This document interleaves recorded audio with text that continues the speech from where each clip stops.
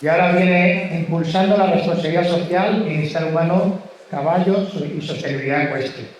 Viene de la mano internacional con Cathy Languerand, que ya es instructora, formadora, maestra de Reiki, y lo voy a leer. Me centré en mejorar el bienestar de los caballos y de los humanos. Aprendí a utilizar la investigación basada en la evidencia, la ciencia y el Reiki para evaluar los estados positivos de bienestar. Y viene acompañado de Arnau, que es compañero de Ainise, Osma, jinete, entrenador y fundador de Equestre Center. Hola.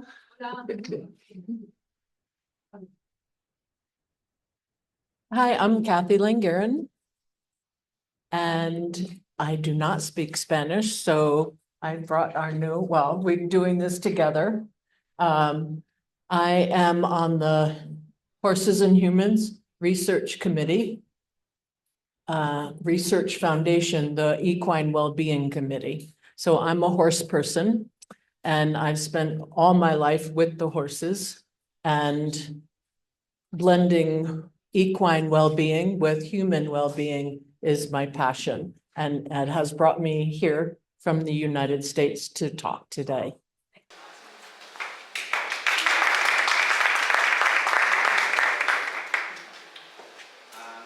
Cathy ha dedicado y dedica su vida a crear estados positivos de bienestar para humanos y caballos, y eso es lo que la ha traído hoy aquí desde Estados Unidos para compartir con nosotros precisamente eso.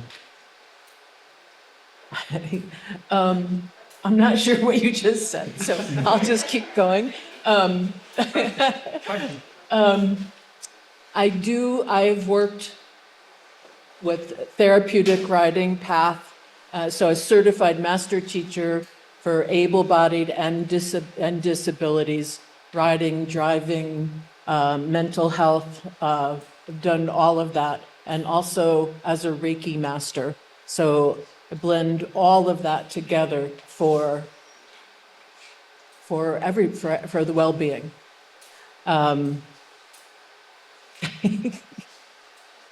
Básicamente, Cathy ha trabajado con centros de certificación PAZ, no sé si conocéis, montado, enganche, ha tocado absolutamente todos los palos. Es una horsewoman de los pies a la cabeza. Y precisamente para traer eso al bienestar, ese es el concepto que más veces vais a oír hoy. Es maestro Reiki, con lo cual unimos la parte física y esa parte que la ciencia todavía está empezando a explicar de un modo distinto, que es toda esa parte energética. Eso es ahora no estoy traduciendo, os lo comparto como de más. Pocas veces vamos a tener la suerte de tener con nosotros a alguien que es capaz de unir esos dos mundos de la manera que ella lo hace. Un mundo que todavía estamos descubriendo, que para eso estamos aquí. La ciencia, gracias a todos vosotros, nos ayuda un montón. Y lo que vemos, tocamos y vivimos cada día. So I'd like to share with you some of the tools and programs and ideas that have influenced our work with the Research Foundation and also myself personally. We're going to start with the 5 domains. They were developed by Dr. David Mellor in New Zealand, and Christina Wilkins will be speaking later on all the details of the 5 domains for equine welfare and well-being. So I'm going to pick a few words. We'll go through the domains and then pick a few words to think about for well-being for horses and humans. The 5 domains are nutrition, the physical environment, health, behavior interactions, and the mental state. So what that means is, if you can think of something, how does nutrition affect wellness?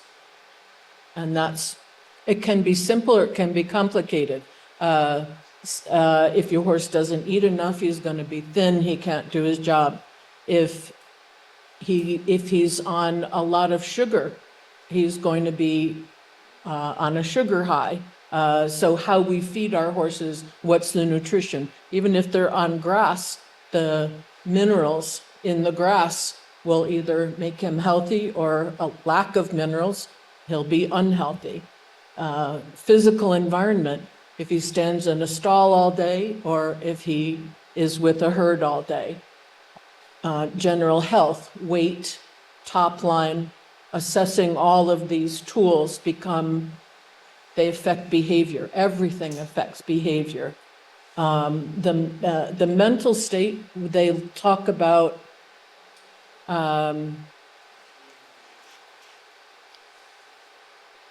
you have a behavior. Did it originate because of his environment? Did it originate from his health? Did it originate from nutrition? What could be, so understanding, you have a horse that's bucking, is it pain? Is it that he stood in a stall for 24 hours? So understanding the why behind the why. Do you want to go through the...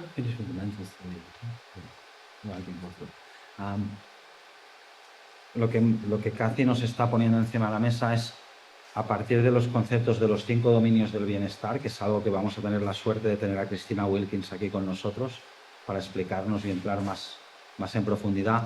Es un modelo para hacer una valoración del bienestar general del caballo.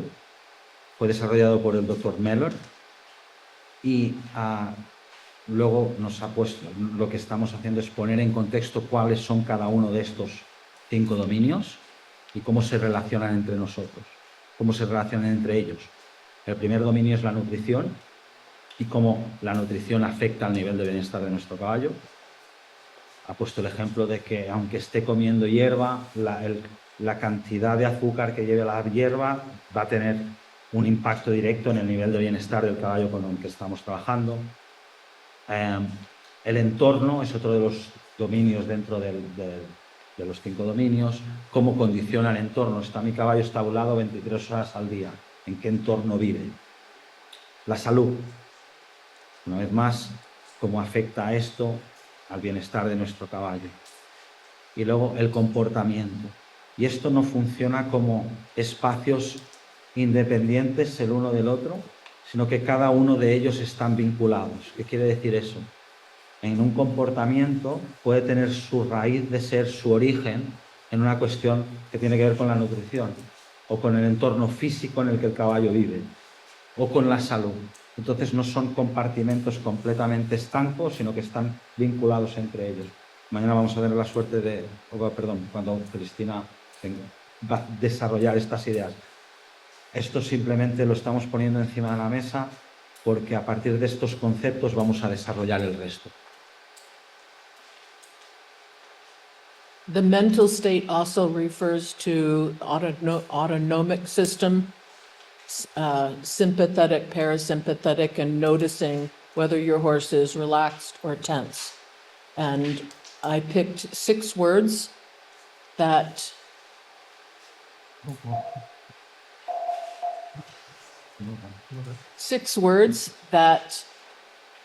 best describe the work that I do to communicate with the horse and the human.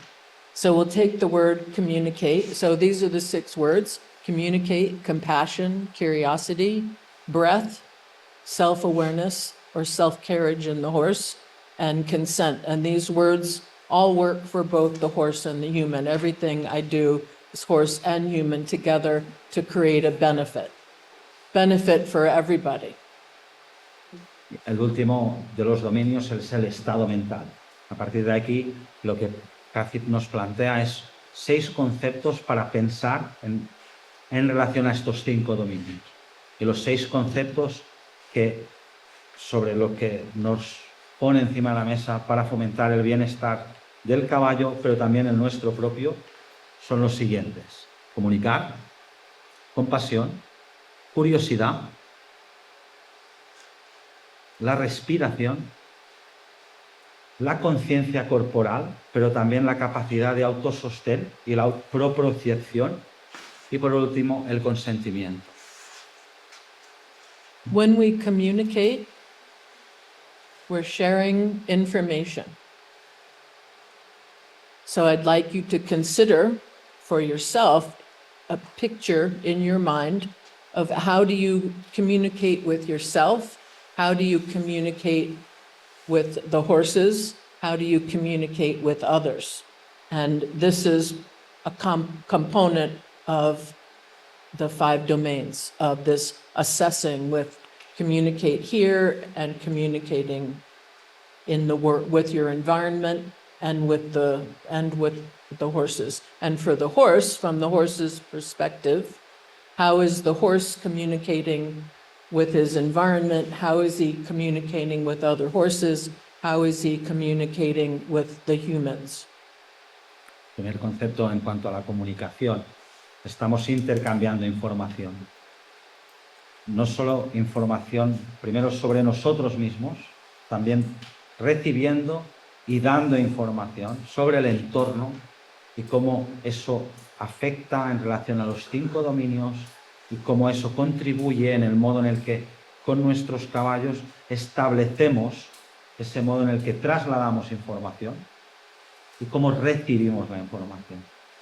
Y lo que os plantea Cathy ahora mismo era la idea de intentar tener una idea mental, una imagen mental de cómo hacemos eso. Cómo me comunico conmigo mismo, cómo me comunico con mi caballo, cómo el caballo se comunica conmigo y cómo el caballo es capaz de comunicarse consigo mismo. Eso tiene mucho que ver con el regalazo que nos ha dado Laura en su presentación. Y cómo todo eso, dentro del marco de los 5 dominios, constituye y contribuye al bienestar. And this is your black horse, right? One of them, yeah. Yes. Me ha preguntado si era uno de nuestros caballos. Le he dicho que sí, que es uno de nuestros caballos. Compassion. Compassion is concern, and also the Latin comes from the Latin suffer with. And I include that because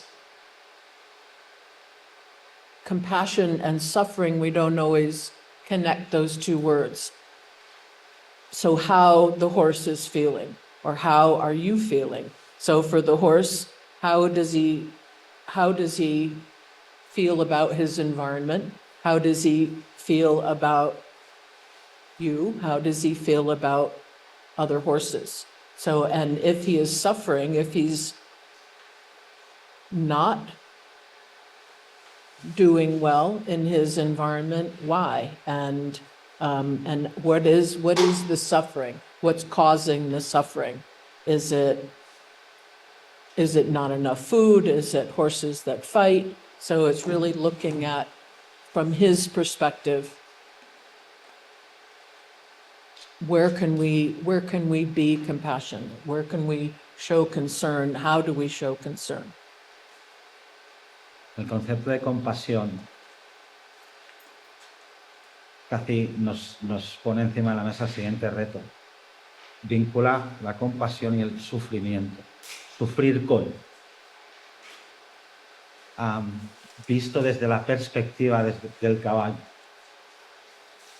Si existe algo que afecta a la vida del caballo, que hace que eso no funcione, tiene que ver con la alimentación, tiene que ver con los caballos teniendo disputas en el paddock o en el entorno en el que viven.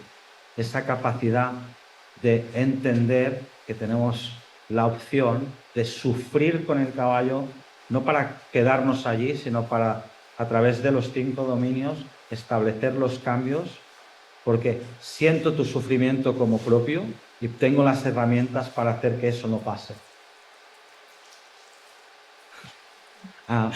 En cualquier momento Cathy va a estar encantada de oír si vosotros se os ocurre alguna otra palabra o tenéis alguna idea en relación a lo que se está poniendo encima de la mesa. La idea es sembrar pequeñas semillas para que os planteéis cómo estamos viendo estos conceptos que ella nos brinda, pero le interesa mucho conocer los vuestros. I'm just sharing with them that we would love to hear what they have to say about that. So. Absolutely. Compassion comes from the heart. So when we say things from the heart, as compared to just words that come from our head. So come down into the heart and how do we share compassion? And that for everybody, but let's go on to the next word. Oh, you gotta, sorry. La compasión nace del corazón y de cómo compartimos desde el corazón, no desde aquí, sino desde aquí. Sí.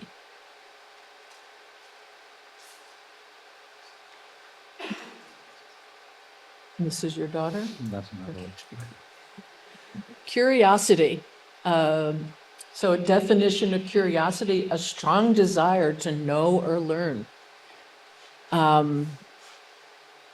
We are all curious. That's why we're here. I came 3,500 miles to share my curiosity of being here and the love and passion for the horses. So how do we share curiosity and why is it important? In order to be curious, you have to feel safe. In order to be curious, you have to trust you're doing the right thing for the right reason. In order to be curious, you have to have that open heart. How does a horse show curiosity? Let's just think about that for a moment.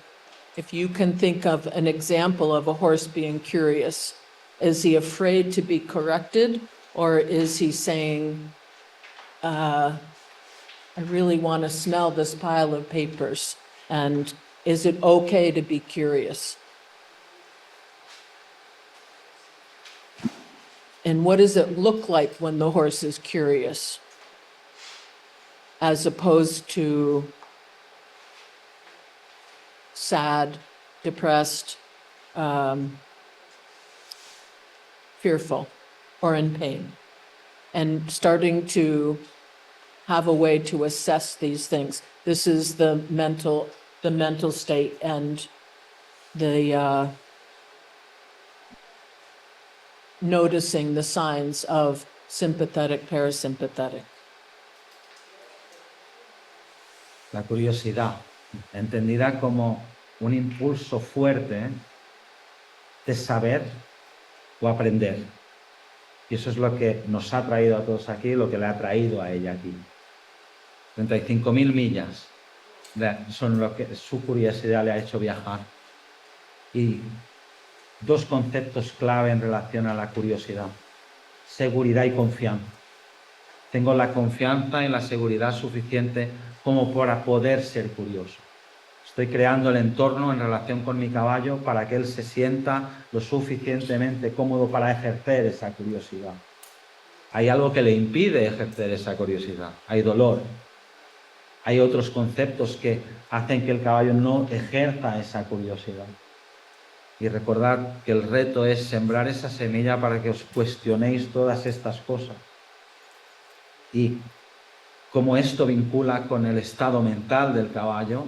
Y a partir de aquí tenemos la suerte de tener aquí gente que es muy, muy buena, que entiende muy bien cómo funciona el cerebro de la gente. Sistema simpático, sistema parasimpático. ¿Sí? Explorad estas ideas en relación a la curiosidad y la capacidad de poder ejercer ese deseo de saber y aprender.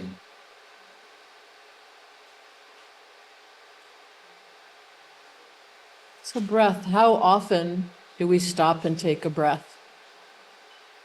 One of the definitions for breath is to remain living, right? So how do we breathe? Breathing in, breathing out. How big do we breathe in? Again, some of the science, when you breathe out longer than you breathe in, you trigger the vagus nerve and triggering relaxation in your body. Very simple tool. That's the science and the why behind why we want to stop and take a breath. And noticing how we do it and noticing that it will help us relax. And how can we do that for the horses? Noticing when your horse is breathing shallow, When he's breathing shallow, he might be tightening his back and he might buck you off. And is he holding his breath because of something going on in the environment? Is he holding his breath because he doesn't understand? Finding out the why of why he's holding his breath, and how can we practice noticing and allowing a breath. It's a very simple, very simple, effective tool to incorporate for the horse and for the human. Again, if the human is sitting on his back, holding their breath or breathing, shallow breathing, right, from the chest, not from the belly, then the horse is going to hold their breath. So, and remain living with big breath. La definición de Cathy de la respiración, una de las que nos pone encima de la mesa, es mantenernos vivos. La importancia de respiración, de parar. ¿Cómo estoy respirando? ¿Me estoy quedando a mitad de camino o estoy respirando de modo profundo? ¿Cuán a menudo hago el ejercicio de ver cómo estoy respirando? ¿Cuán a menudo tengo la capacidad de recordarme que debo mantenerme vivo y que eso es un camino al bienestar? El modo en el que respiro, el modo en el que me mantengo vivo también pasa por ahí. En relación al caballo, si yo no estoy respirando o no pongo conciencia en mi respiración, eso va a crear tensión. Tiene que ver quizás con el modo en el que yo estoy, el modo en el que el caballo está en el entorno. ¿Está mi caballo respirando? Podemos parar un momento, podemos poner conciencia en eso, podemos respirar y cambiar el modo en el que nos mantenemos vivos. Estoy en el inhalar, en el exhalar.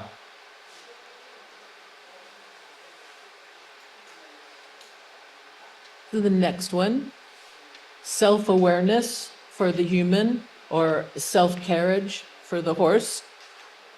What do those words mean to you? What do they look like? For the human, present moment conscious thought, knowledge of one's own character. For the horse, the ability to carry themselves. And how are they the same or not the same? When you think of self-carriage in the horse, balance, wisdom, relaxation, partnership. A person with self-awareness is calm, steady, aware of their posture, aware of where they're standing, doing with their feet, their eyes, their hands. And with that, with the horse, you have good partnership.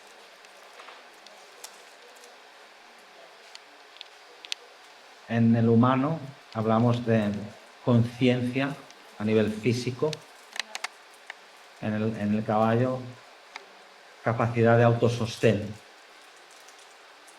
Para el humano, conciencia y conocimiento de quién soy, de dónde estoy. Para el caballo, la habilidad de llevarse a sí mismo. Buscando el equilibrio, la relajación. ¿Sí?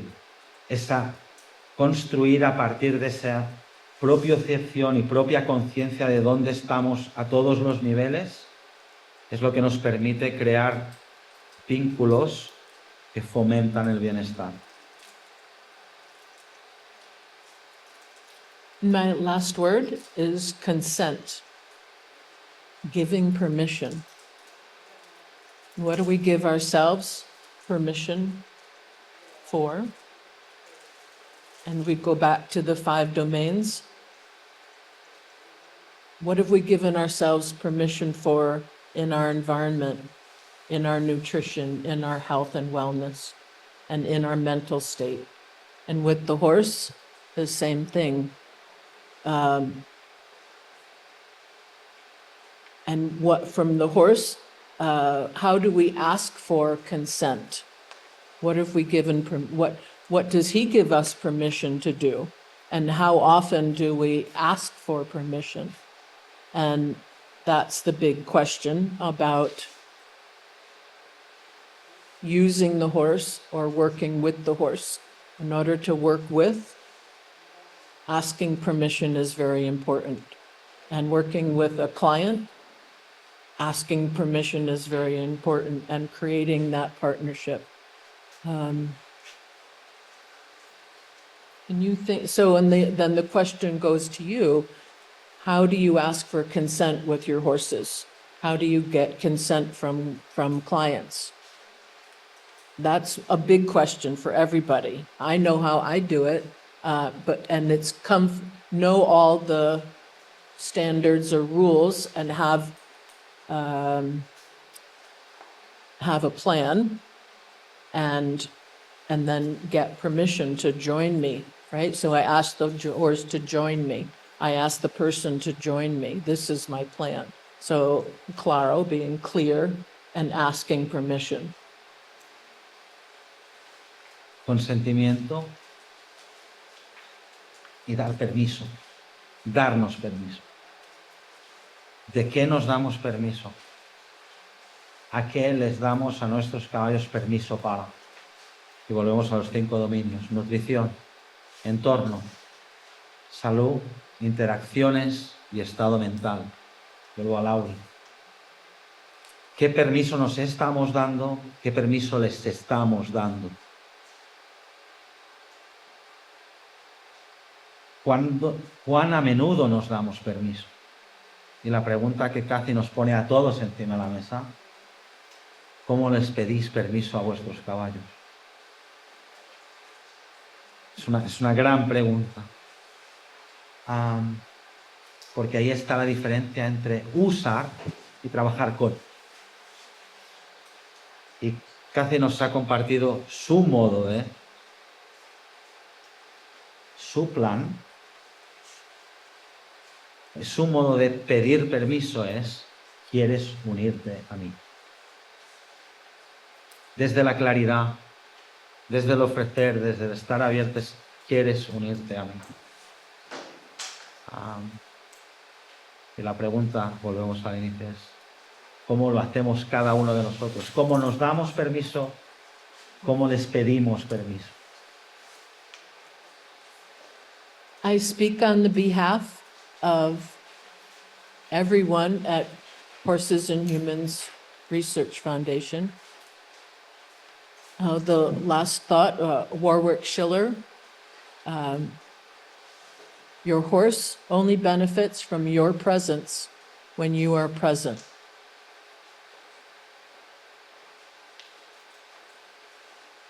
And again, ask the question to everyone: how do you tell when you are present? What helps you to be present? And then, Before we go there, can I translate? yeah, sure. Nuestros caballos solo se benefician de nuestra presencia cuando nosotros estamos presentes. Es una frase de un horseman australiano, su nombre es Warwick Schiller, y la pregunta es: ¿cómo reconocemos cuando estamos presentes? ¿Qué mecanismos tenemos para saber, teniendo en cuenta esto, que nuestros caballos solo se benefician de nuestra presencia cuando de verdad estamos presentes? ¿Cómo lo hacemos?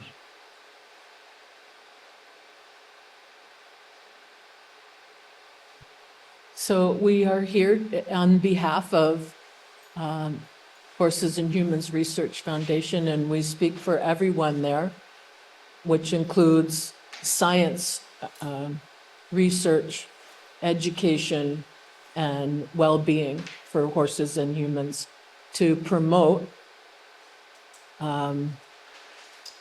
sharing of information. No judgment. We call discernment, not judgment. It's not about right or wrong. It's about what can we do to be of service to help our industry be better. Cathy habla por boca de todos en la Horses and Human Research Foundation, el comité de Bienestar, el comité educativo. Perdonad, pero es que me emociona oírla. Por eso me está costando un poco. Y eso que sabía de qué hablaba, ¿eh? Todo partiendo de un punto de no juicio, sino de discernimiento. Y ahí está la diferencia. No se trata de lo que está bien o de lo que está mal, sino de cómo podemos estar al servicio de. Es todo.